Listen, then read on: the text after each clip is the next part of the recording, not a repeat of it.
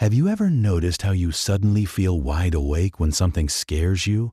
Your heart pounds, your hands shake, maybe you even freeze for a second? That reaction is what biologists call the fight or flight response. It's controlled by a part of your nervous system that activates automatically. You don't choose to make your heart beat faster. It just happens. Here's how it works. When the brain detects a threat, it sends a signal to the adrenal glands, which release a hormone called adrenaline. Adrenaline increases your heart rate, sends more blood to your muscles, and sharpens your focus. All of this happens in a fraction of a second. Now, the interesting thing is that this response doesn't just kick in during real danger. It can also be triggered by stress, like before a big exam or a job interview.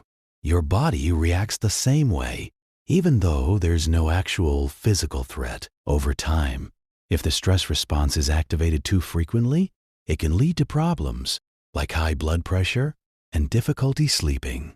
So the system that evolved to protect us from predators can actually work against us in modern life.